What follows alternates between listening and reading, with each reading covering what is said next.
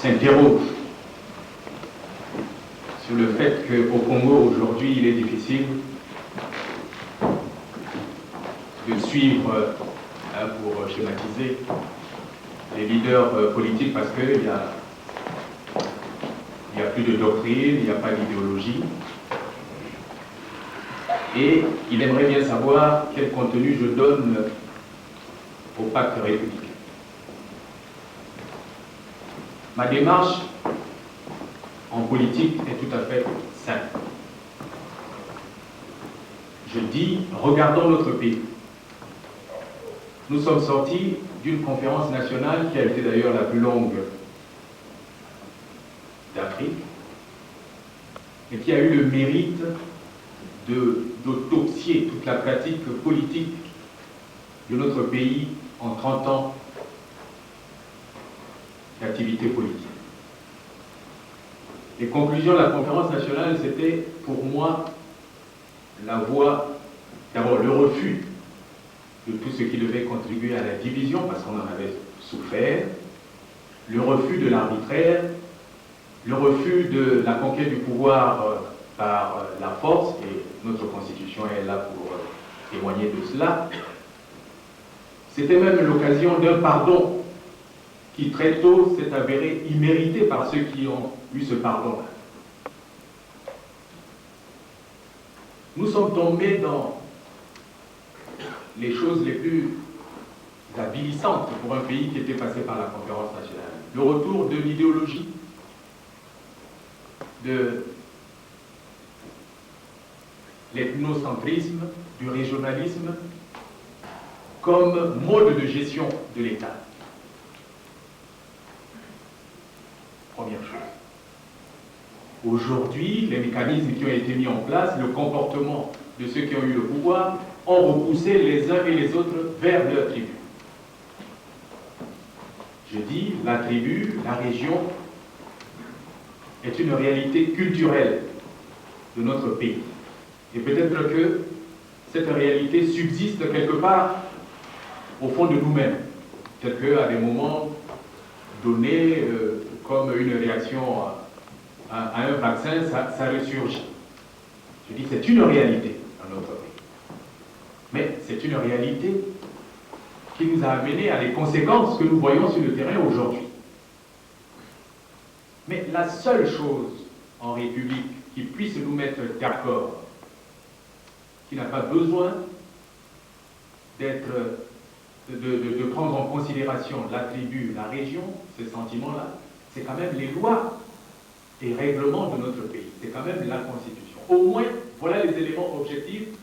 Si nous nous efforçons, les uns et les autres, à les considérer comme étant les éléments recteurs de la vie nationale, nous pourrons au moins nous accorder sur cela. Au moins le consensus peut se faire autour des lois et règlements qui ont été votés par les représentants de notre peuple et qui s'appliquent indistinctement à chaque citoyen congolais. Voilà le sens que je mets au pacte républicain. Lorsque chaque Congolais qui assume une parcelle de responsabilité se réfugiera dans les textes, dans la Constitution, dans tout ce qui est loi et règlement de notre pays, pour résoudre les problèmes, justement, tout cet arsenal est mis en place pour gérer la société moderne. Je dis, le fait que les uns et les autres autour d'un pacte républicain nous accordons sur ces choses est de nature à mettre des garde-fous à des comportements déviants. Voilà ce que je veux dire à travers l'expression pacte républicain.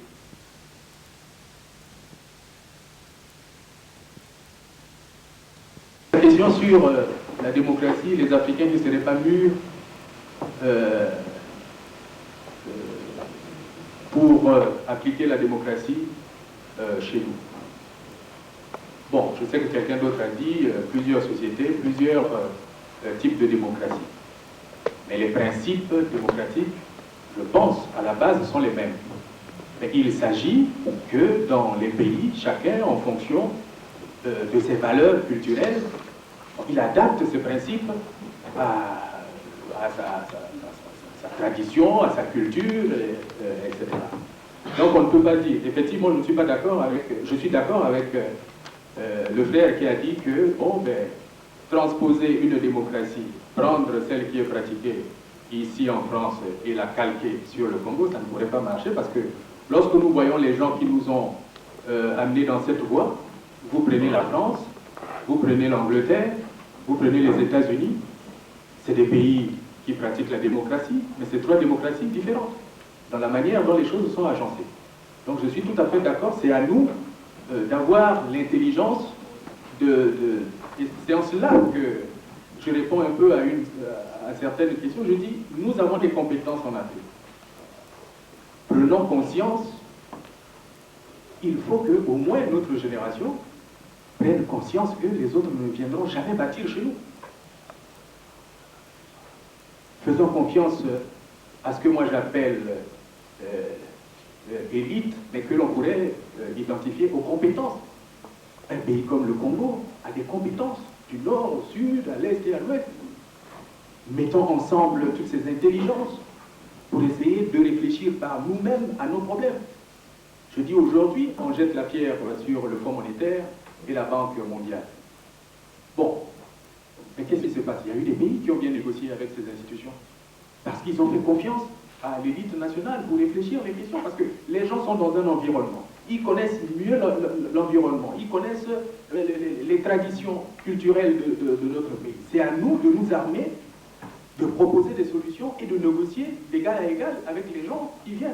Or, nous cherchons toujours les solutions de facilité. On va chercher des cabinets ailleurs qui parfois, et je peux vous dire une chose, à un moment, je participais au temps du parti unique au conseil d'administration d'une grande entreprise de notre pays. Je sais aussi ce que certains cabinets font. On leur demande une étude dans cette entreprise. Alors, ils viennent, comme c'est des gens malins, ils cherchent d'abord ce qu'on n'a déjà fait dans le pays concernant cette entreprise. Ils trouvent les documents. Bon, mais comme ils parlent peut-être mieux le français que vous, ils rédigent peut-être mieux, ils ont des meilleurs appareils, etc. Bon, ils les mettent en forme, et c'est le même document qui a été fait par les experts congolais qu'on vient revendre au Congo. Donc je dis que c'est bien la question sur la démocratie, même si elle a imposé, c'est parce que nous-mêmes, nous manquons de personnalité et nous n'avons pas le courage de réfléchir. Nous vivons, tous nos pays vivent au quotidien. Un pays ne peut pas se gérer au quotidien. Ceux qui ont la charge, la direction d'un pays doivent toujours avoir une vision. La vision, c'est quoi? C'est les études prospectives. Et aujourd'hui, je crois que dans chacun de nos pays, nous avons suffisamment de cadres. Si nous faisons confiance à nos cadres, il est possible que nous anticipons sur un certain nombre de choses au lieu qu'on nous les impose de l'extérieur. Je vous ai évoqué très rapidement qu'à un moment, au sein même du comité central du Parti congolais du travail, il y avait une volonté d'ouvrir le parti. Nous étions un système calqué sur les démocraties populaires, qui fonctionnait, on peut même le dire, parfois par mimétisme. À telle enseigne que, quand les choses ont commencé à se fragiliser, avec l'arrivée de Gorbatchev au pouvoir, mais au sein de notre propre parti, les voix ont commencé à se lever pour aller vers une ouverture beaucoup plus démocratique. Bon, ce n'était pas la conférence nationale, mais déjà, au sein du parti, il y avait déjà cette lutte-là. Donc, il y avait un besoin. Bon, maintenant, je ne dis pas qu'on a été indifférent au discours de La Baule. Le discours de La Baule a été peut-être un catalyseur qui a permis peut-être que cette prise de conscience devienne saisissable. Bon, les sociétés africaines ne sont pas... Bon, peut-être qu'on n'appellerait pas ça démocratie, mais vous savez comment fonctionnaient nos sociétés traditionnelles. Il n'y avait pas un chef de village autocratique. Même si, sur la place publique, il venait annoncer les décisions prises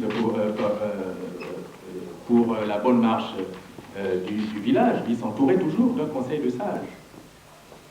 Et le conseil de sages veut bien dire ce qu'il dit. Donc, même dans nos propres sociétés traditionnelles, et si nous nous arrêtions un peu, que nous exploitions nos propres richesses, il serait possible aussi de trouver des formes de gestion démocratique qui n'auraient rien à envier avec aux autres démocraties. Je dis, bon, j'ai pris l'exemple des États-Unis, de la France et du Royaume-Uni, et c'est trois démocraties différentes, même si les principes de base sont les mêmes.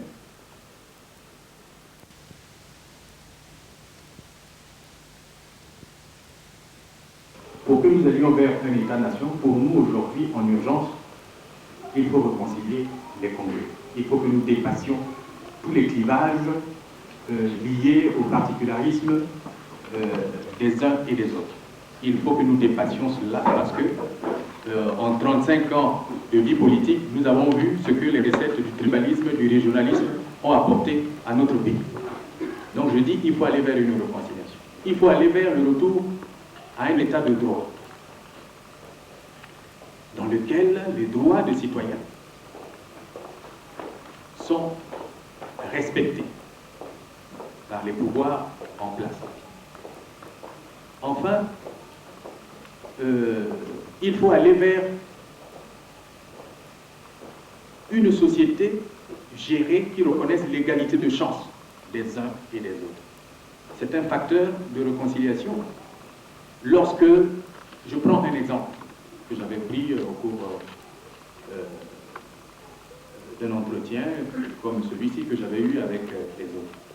Prenons que nous soyons dans le Congo retrouve un état de droit, les principes républicains sont respectés, les valeurs d'éthique sont exigées, la justice retrouve son indépendance et est une justice, je dirais, juste. Donc, les petits comportements vicieux que nous remarquons parce qu'un certain nombre de règles de jeu ne sont pas respectées s'estomperont d'eux-mêmes. Je prends un exemple. Aujourd'hui, notre fonction publique est saturée. Il ne peut plus recruter. Or, pendant longtemps, l'État a été le seul employeur dans notre pays.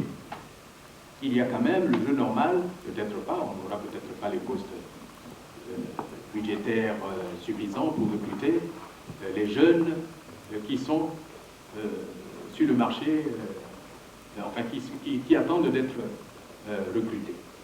Je dis, si nous réussissons à faire que les choses soient transparentes dans tous les domaines de la vie active de l'État. S'il se libère, par exemple, un poste, nous n'aurons plus à recourir aux méthodes qui font que, comment dirais-je, il y ait des animosités aussi entre les Congolais. Il y a des rancœurs qui peuvent exister entre deux Congolais qui remplissent les mêmes conditions et parce que l'un d'eux a un frère ou un parent qui est bien placé, c'est celui-là qu'on recrute. Or, si nous avons des mécanismes qui sont des mécanismes sains, avec des gens sérieux, qui acceptent un peu, où les principes que j'ai énoncés sont respectés, un concours pourrait faire que, bon, mais moi si j'échoue au concours, si je sais que le concours a été corrigé de façon honnête, je ne vois pas pourquoi j'en voudrais à quelqu'un, même si c'est son frère, qui a supervisé le concours. Donc je dis, l'État-nation ne pourra être créé que dans la mesure où un certain nombre de règles, un certain nombre de principes sont respectés par les uns et les autres et appliqués par ceux qui ont le pouvoir.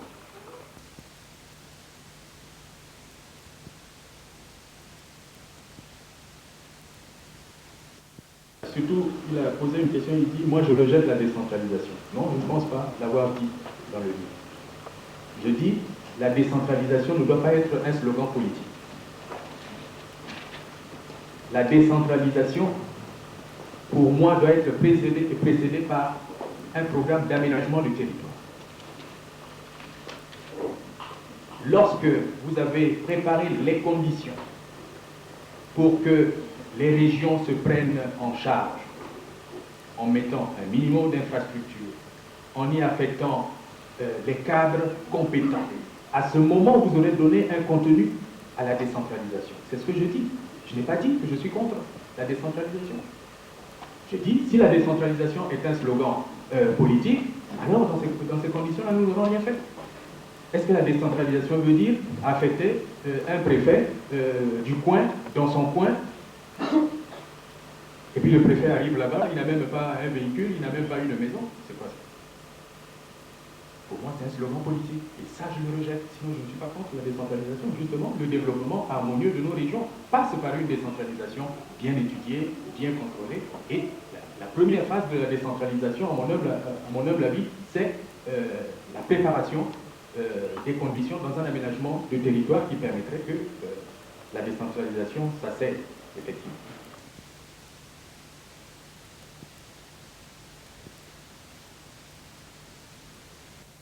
Nous sommes aussi, avec l'évolution du monde, pour essayer de gérer l'économie du pays avec la perspective de nous insérer dans la logique des grands ensembles. Le Congo est un petit pays, 2 500 000 habitants. Bon, quel que soit notre ouest, je ne pense pas que nous puissions, même si je suis pour la promotion des PME et des PMI, bon, je ne pense pas que nous puissions disposer d'un marché intérieur qui nous permettrait de générer des ressources, plus de ressources pour développer notre économie. Je crois qu'il faut résolument, comme ici d'ailleurs, on devrait même s'étonner que des pays comme celui dans lequel nous nous trouvons, qui ont une base scientifique éprouvée, qui ont atteint un seuil minimum acceptable, qui devrait pouvoir dormir sur ses lauriers, compte tenu de l'évolution du monde, éprouvent le besoin de se regrouper. Mais à plus forte raison, des pays comme les nôtres qui ne sont pas très loin de l'âge de la pierre taillée dans certains domaines, je crois que nous avons intérêt à approfondir une réflexion qui ferait que, au plan économique, nous agissions dans le cadre des grands ensembles. D'ailleurs, il y a déjà des institutions dans notre pays, dans cette partie, notamment l'Afrique centrale, bon, qui ont été mises en place, qui malheureusement ne trouvent pas la volonté politique nécessaire pour connaître un démarrage effectif.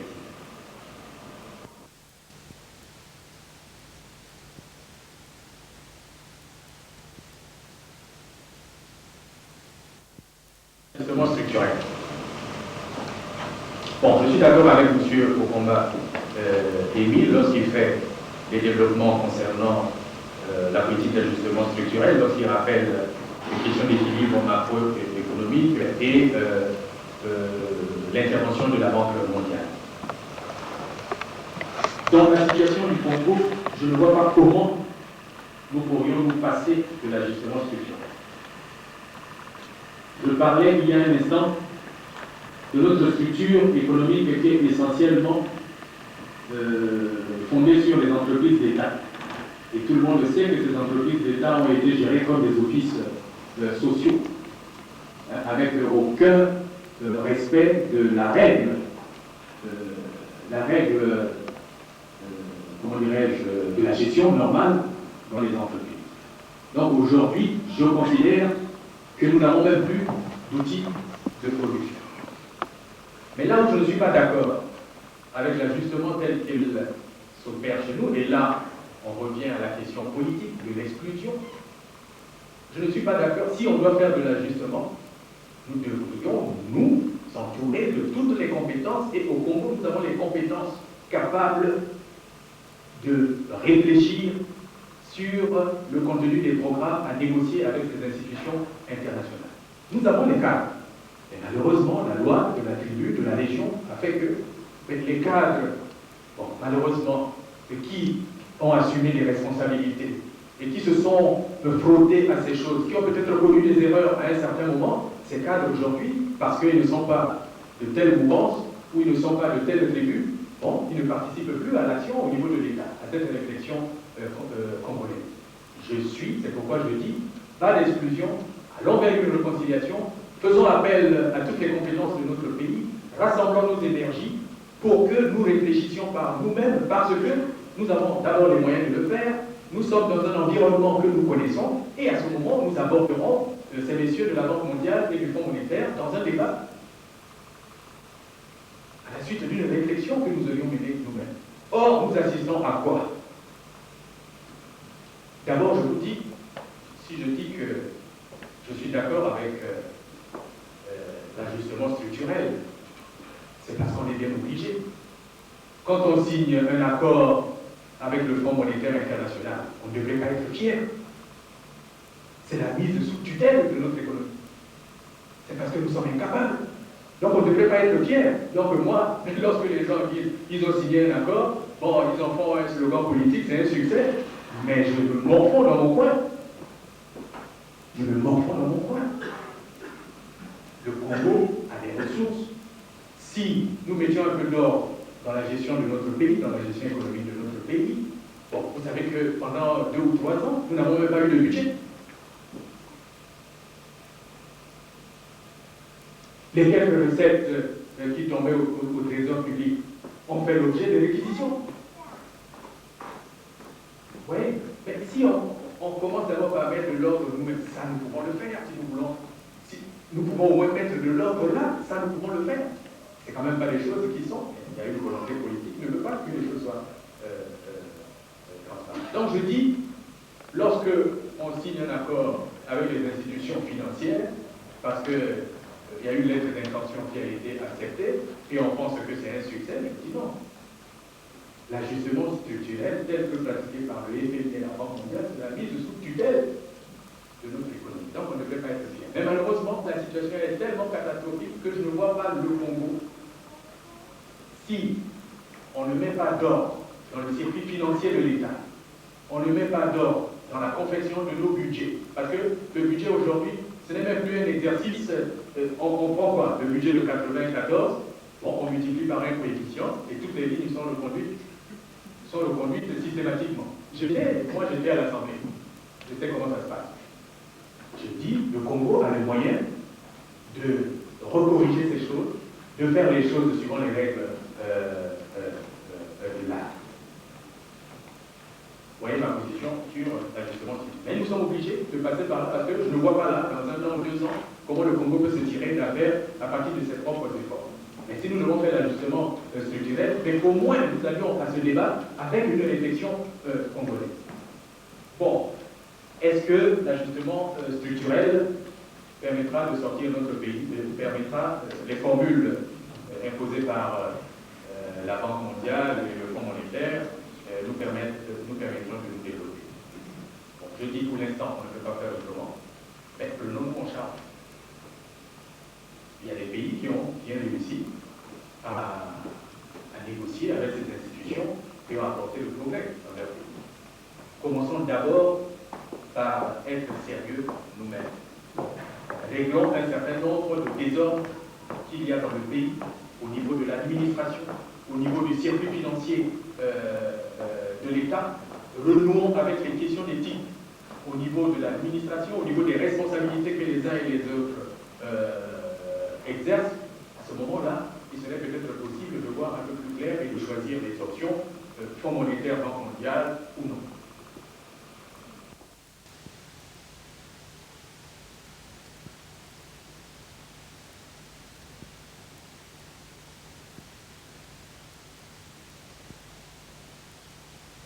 Avec quels hommes je vais, si j'ai bien compris, mettre en œuvre la vision que j'ai de notre pays. Mais d'abord avec les gens qui ont accepté la rupture avec le passé et qui s'insère dans le prolongement de la conférence nationale. Je pense que la conférence nationale a été un moment important pour notre pays. J'ai parlé tout à l'heure que la conférence nationale a donné un pardon à des gens qui ne le méritaient pas, puisque nous sommes tombés encore plus bas qu'avant. Je marcherai avec ceux qui ont décidé de se remettre en cause et qui partagent des idées simples qui sont les miennes. La transparence dans tout ce que nous entreprenons, que ce soit comme maintenant ou dans les actions futures. La volonté de dépasser les blocages ethno-régionalistes. La pratique du tribalisme et du régionalisme a montré ses limites. La volonté de renouer la confiance entre les Congolais. C'est à ceux qui ont le pouvoir de rassurer les autres et d'engager une dynamique qui ne soit pas faite de malice. On n'a aucun intérêt à faire que les communautés de base s'affrontent les uns avec les autres.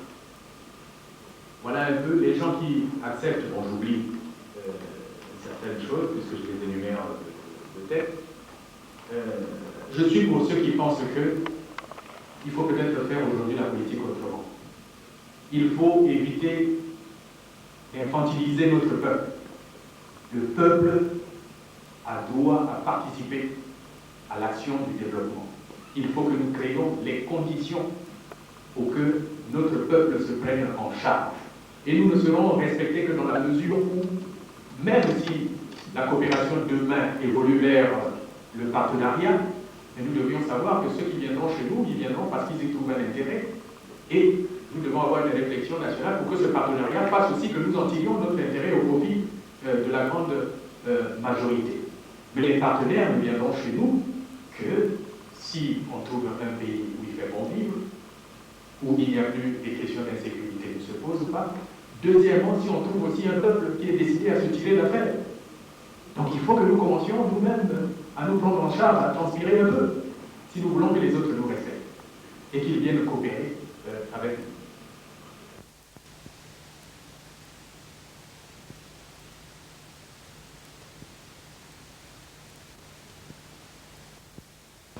La classe politique congolaise doit accepter que les conditions de transparence et d'organisation d'un scrutin libre, que le contenu et la qualité de la campagne ont autant d'importance que le choix de l'homme qui garantira les grandes options que le Congo se sera donné pour son avenir.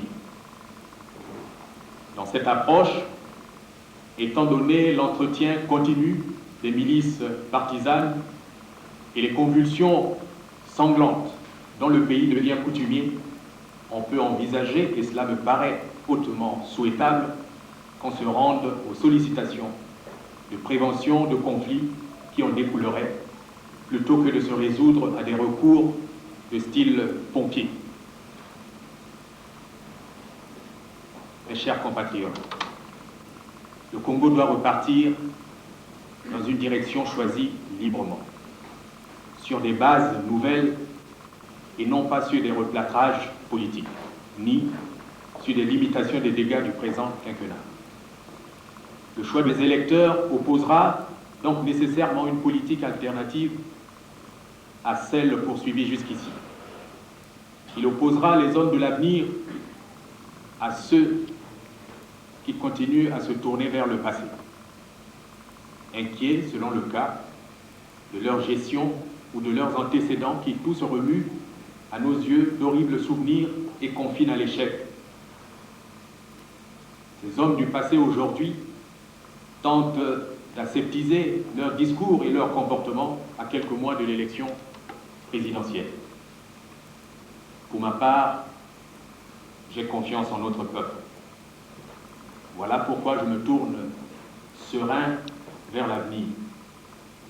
Ma préoccupation est de promouvoir une autre expérience, une autre véritable politique alternative que le pays, le peuple et la jeunesse pénalisée sont en droit d'attendre de la classe politique.